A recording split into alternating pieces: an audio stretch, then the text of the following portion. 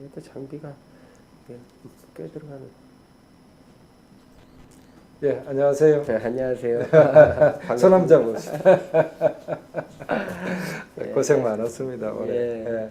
한 해가 가네. 예, 제가 이 방송 진행한 지도 뭐 몇 달 됐습니다만 그러세요. 올해 이제 마지막 방송에 예. 마지막 손님으로 우리 조준호 대표님을 모셨습니다. 제가 가만히 생각해 보니까 올해 아마 제일 바쁘게 사시고 또 예. 제일 고생도 많이 하시고 또 고민도 많이 하셨을 것 같은 분이라서 올해 한 해를 보내는 소회를 어느 분한테 들어볼까 하다가 우리 예. 조준호 대표께 한번 들어보는 게 좋겠다 싶어서 그렇게 예. 모셨습니다.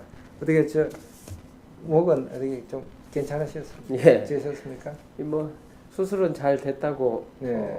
그러고요. 목 수술하고 이제 사실 이게 깨져가지고 네. 다 긁어내고 임플란트를 다 집어넣었거든요. 아이고 예, 많이 다치셨군요 그때. 그때 이제 근데 사실은 이제 목 디스크가 좀 있었는데 충격을 음. 집중적으로 받으니까 이제 이게 깨지고 음. 이제 튀어나오고 그랬던 것 같아요. 아이고, 그래서 그러셨군요. 그 수술은 근데 뭐 의사 선생님들은 그렇게 얘기해. 자기가 수술한 건 다 잘 됐다고 그러잖아. 네. 또 잘 된 것 같아요. 예, 다행입니다. 네. 그래요. 그때 그 당내 부정선거의 진상조사위원장을 맡으셨는데 네. 진상조사위원장이라는 자리는 굉장히 그 뭐 흔히 보이는 말하자면 그 아주 악역이었는데 네. 예. 어떻게 그걸 맡으셨습니까? 이제 과정으로 보면 이미 그 선거가 진행이 되면서 문제 제기가 계속 있었어요. 네.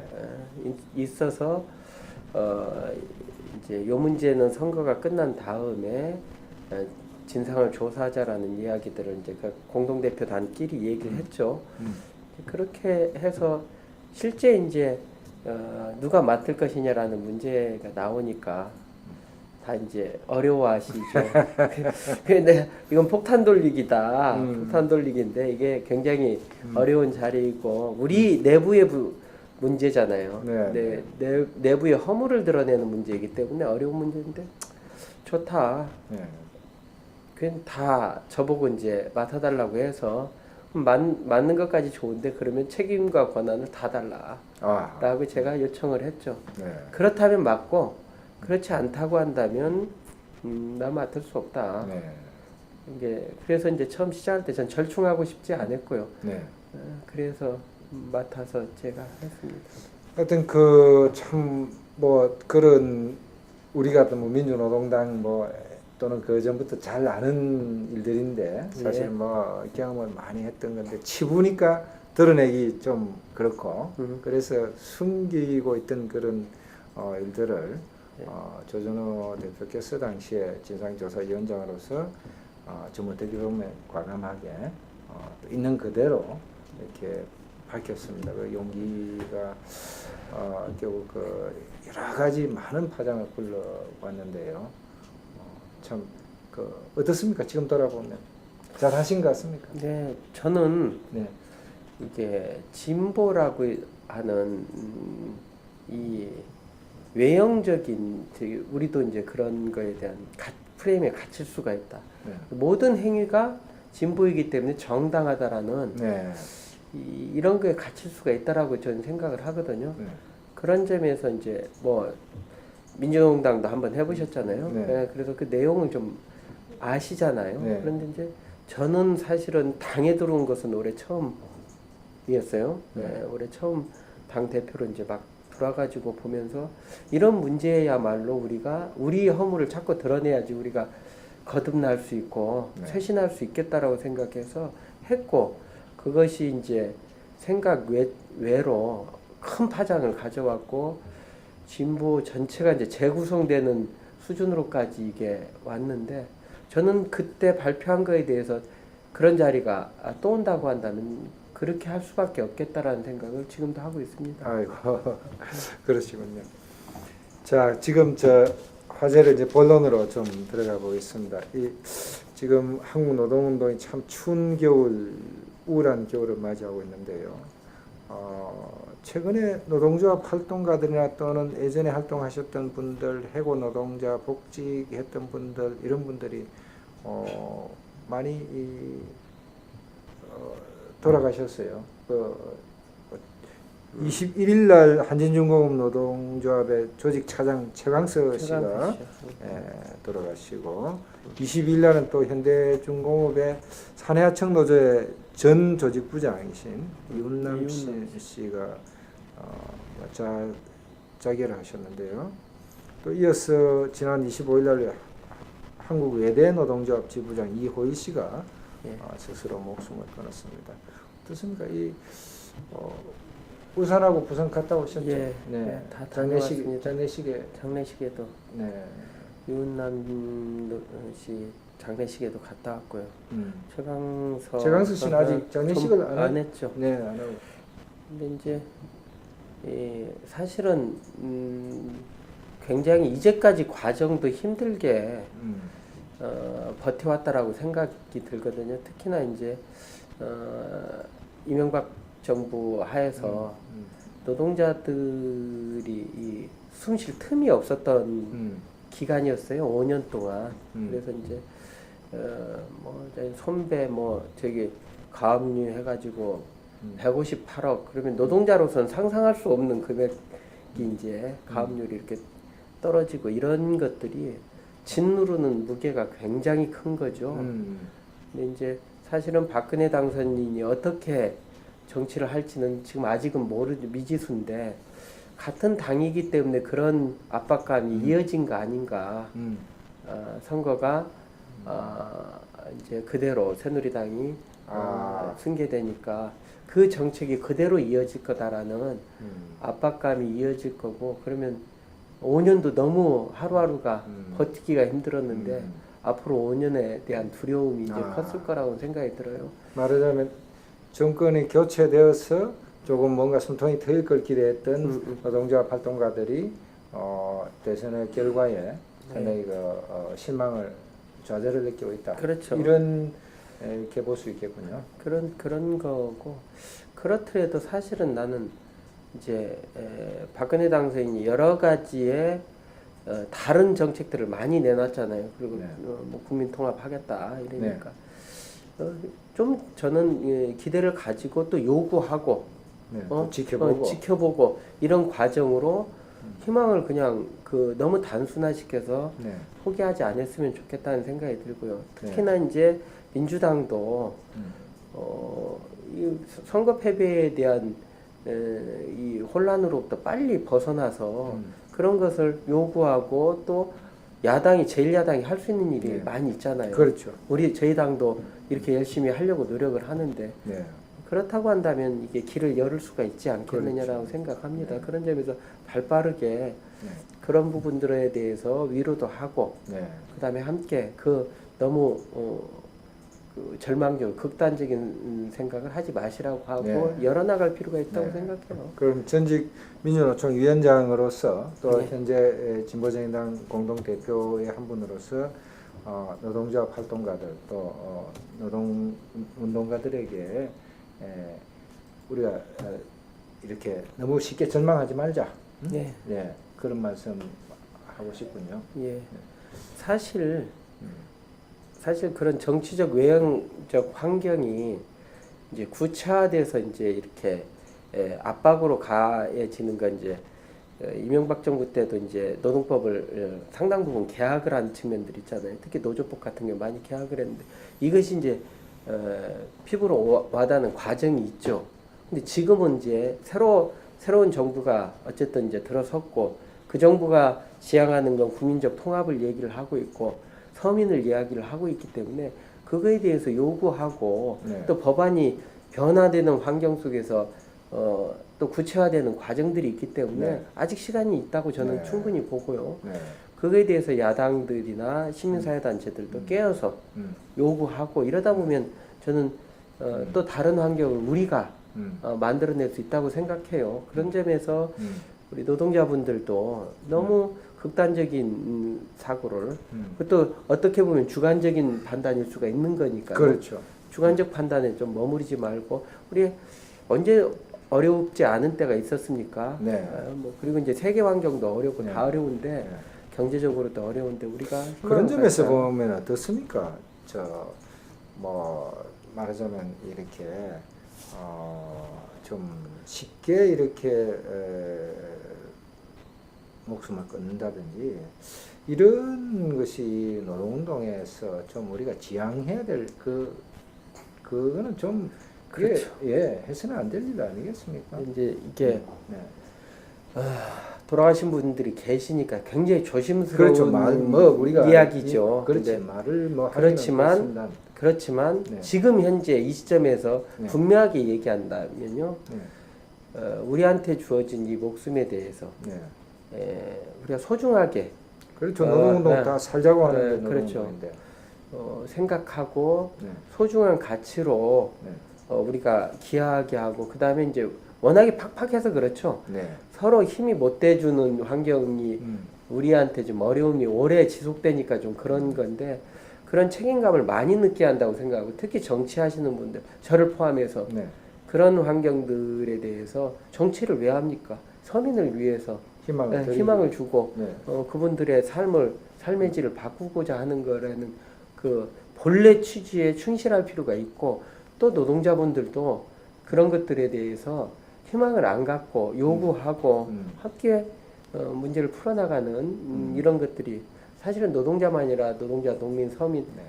무수히 지금 많은 분들이 이러한 처지에 지금 있는 거잖아요. 네. 그런 점에서 어려움 속에서도 희망을 좀 가졌으면 좋겠고요. 또 생명에 대한 소중함을 우리가 거듭 좀 네. 깨달았으면 좋겠다는 생각입니다. 그렇습니다.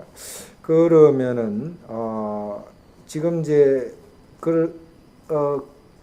아주 당연히 우리가 그런 태도를 가져야 되겠습니다만은 어쨌든 이 노동 운동가들이나 또는 이 복직 또 해고 노동자들 입장에서 보면은 지난 5년 동안의 이명박 정권은 너무 이렇게 노동 운동에 대해서 좀 반노동 운동적인 너무 압박은 많이 가하고 그런 어떤 정권이었다고 보는데 박근혜 정부에 대해서는 국민 대통합을 외치고 있는 만큼 조금 변화가 긍정적인 쪽으로 변화가 있을 거라는 그런 기대도 해볼 수 있겠습니까? 어떻습니까? 이제까지 내놓은 공약은 네.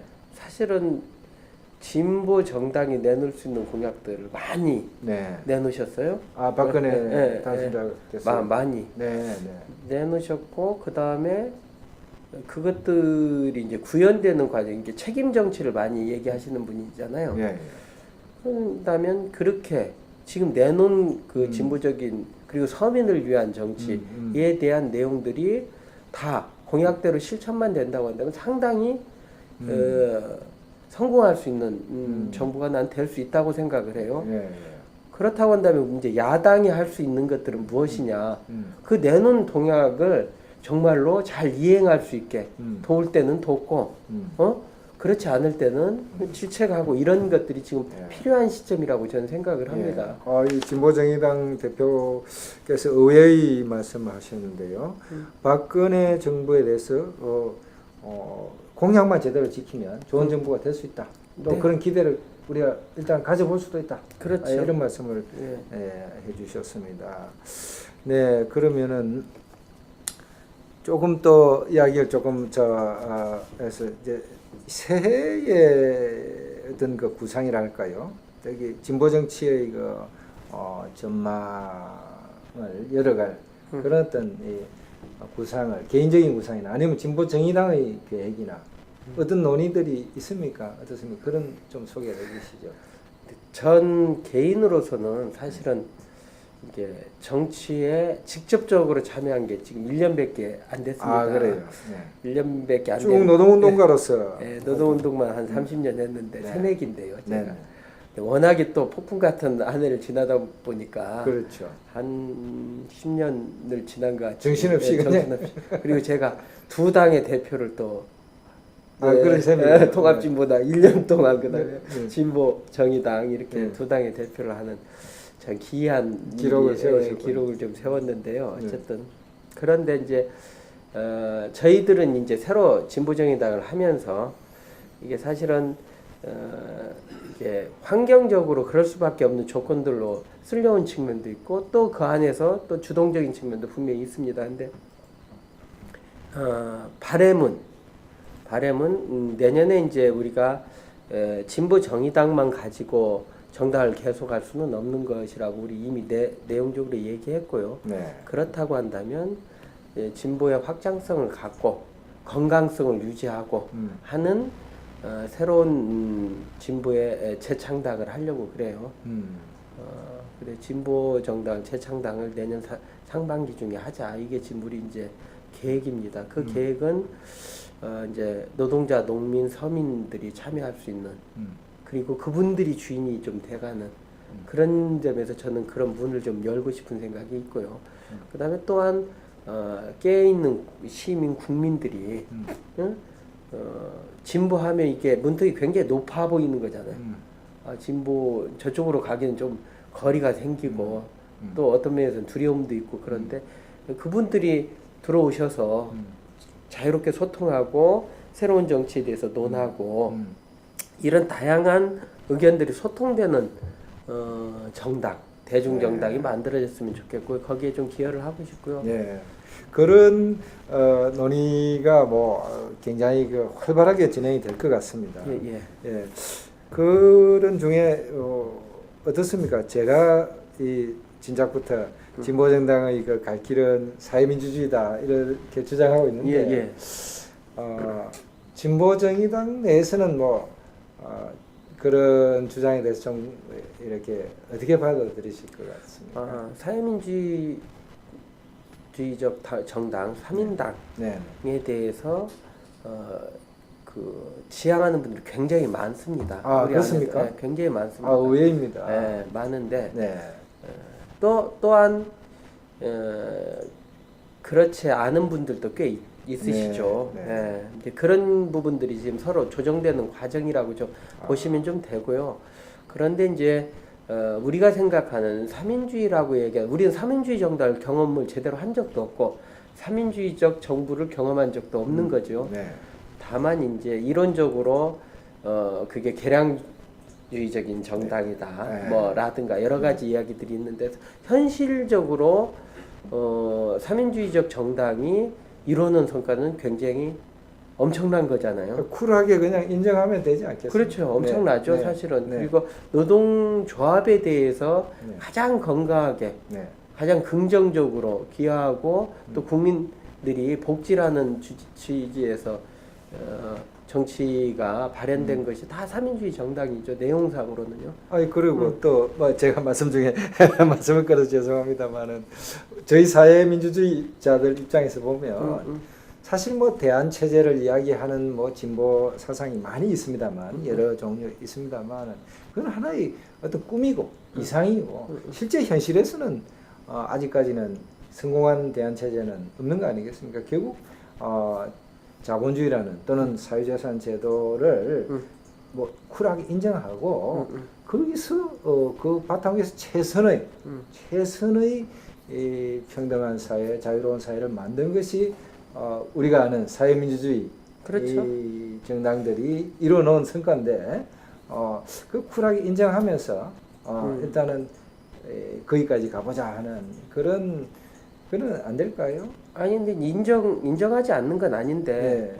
목표를 거기까지로 둘 것이냐, 목표를 어디까지로 둘 것이냐라는 문제에서 이제 다 갈린다고 생각해요. 네. 경로에서 거기까지 두는 거에 대해서는 사실은 부정할 분이 없을 거라고 생각하는 거죠. 그렇습니까? 지금 경로에서. 그런데 이제 이상주의적인 파라다이스에 대한 꿈을 예. 갖지 말고 거기에 현실적으로만 머무르자는 분도 계시겠지만 나는 그래도 이상적인 파라다이스의 꿈을 버릴 수가 없다. 이렇게 말씀하시는 분들에 대해서도 또 존중해야 하는 거잖아요. 물론 그렇죠. 예, 예. 그러니까 비그 포르스라는 그 스웨덴의 유명한 사회민주주의자가 잠정적 유토피아라고 했다던가요. 뭐 네. 저도 뭐 공부를 많이 해보지는 않았습니다만은 유토피아를 버리라는 건 아니다. 그렇죠. 그런데 유토피아 우리가 진보라고 하면은 진보주의자라고 하면은 유토피아를 버릴 수는 없는데 그 유토피아의 잠정적으로 우선 우리가 할 수 있는 유토피아 또 그런 목표를 현실적 목표를 설정할 수도 있는 거고 그런 점에서 사회민주주의자들의 어떤 그런 걸 공통분모로 해서 같이 할 수 있는 거 아니냐. 뭐 저는 사실 민주노동당 때부터 그런 주장을 했고 또 한때는 뭐 사실은 굉장히 제 생각에 공감하는 사람이 아주 소수였습니다만은 진보정의당 안에서는 그런 분들이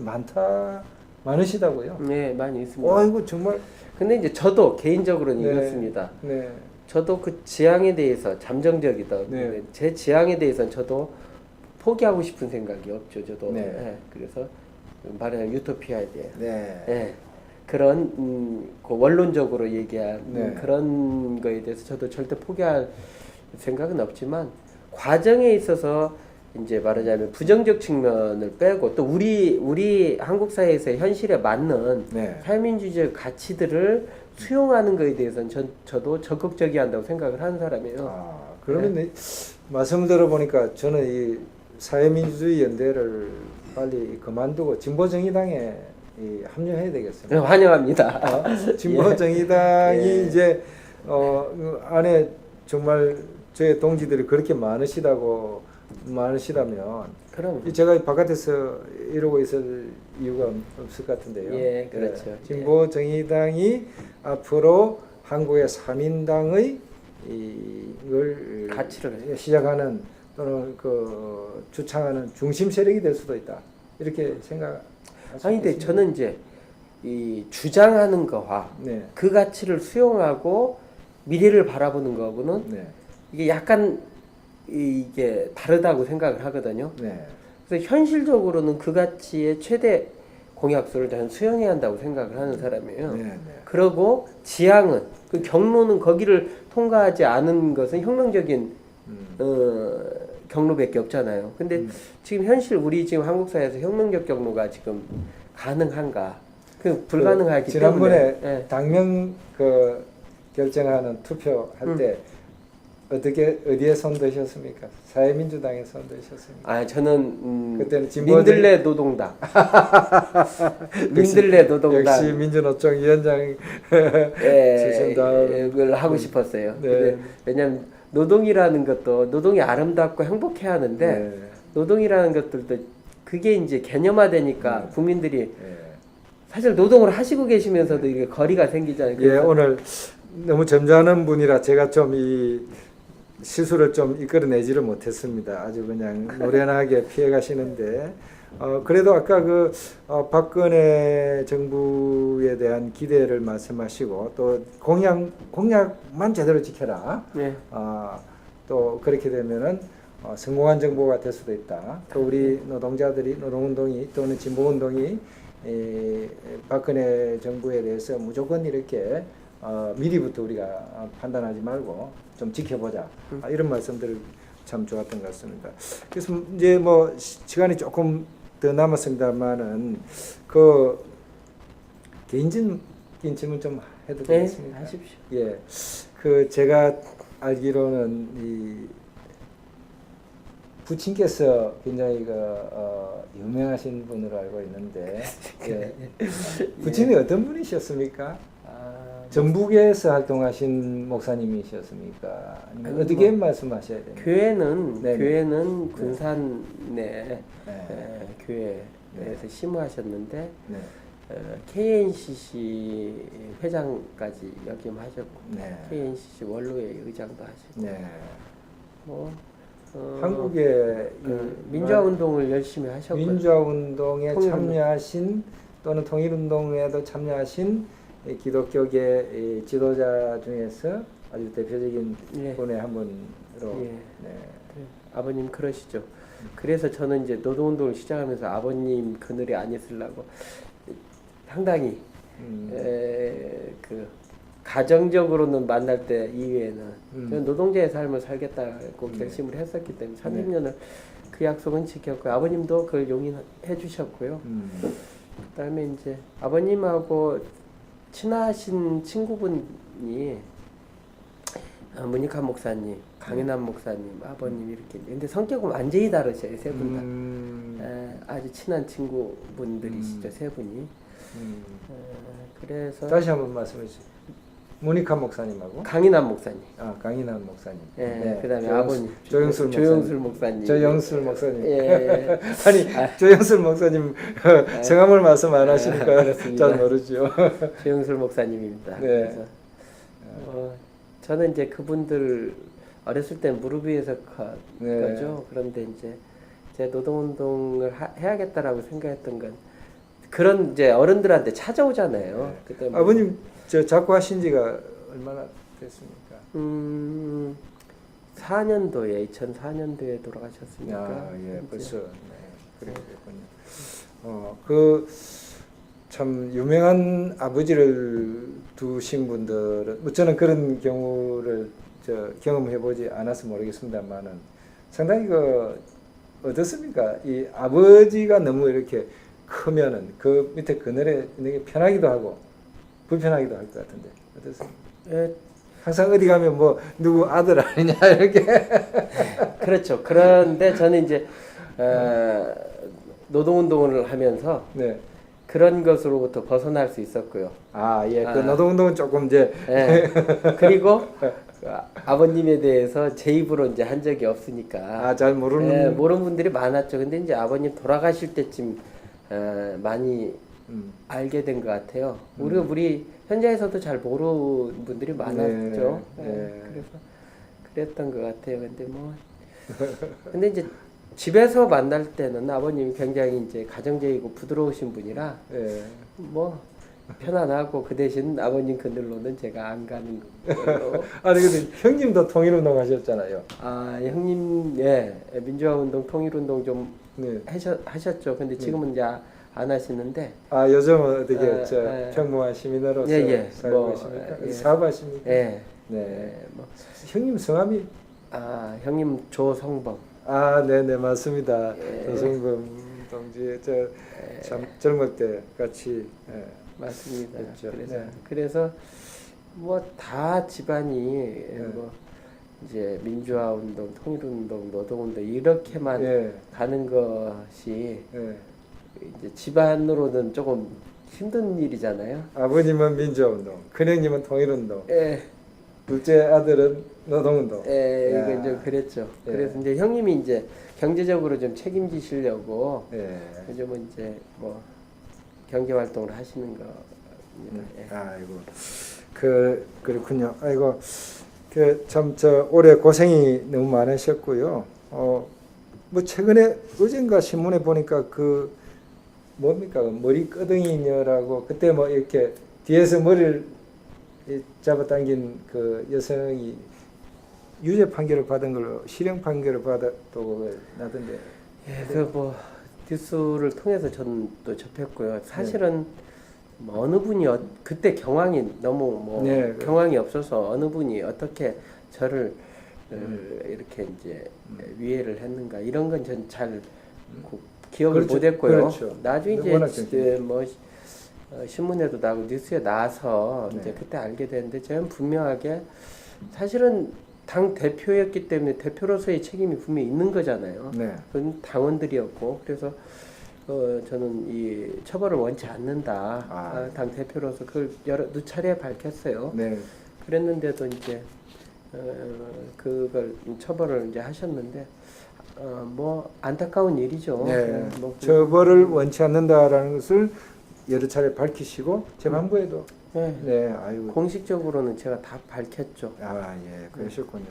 하여튼 참 고생이 너무 많았습니다. 올해 한 해를 이제 잘 보내시고 내년에는 뜻하시는 바 모든 일이 잘 되기를 바랍니다. 그리고 저도 좀 끼워 주십시오. 당연히. 아니 뭐 제가 민주노동당 때 정책위원장이신데 그렇지만은 뭔가 우리 일이 어려워가지고 서로 막 이렇게 찢어지고 갈라지고 할 때 저도 저 나름대로 또 어떤 생각이 있어서 이렇게 뭐 좀 이러고 있는데 조금 뭐 중간에 이렇게 삐져나가서 딴짓을 좀 했더라도 이제 아유, 그럼요. 새롭게 이렇게 할 때는 좀 불러주셔야죠. 당연히요. 네. 감사합니다. 저는 언제든지 그럼 저는 환영하고. 조선호 대표님만 믿고 네, 있겠습니다. 그래요. 감사합니다. 예, 고맙습니다. 오늘 고맙습니다. 예. 네, 와주신데 나와주셔서 감사합니다. 예. 네.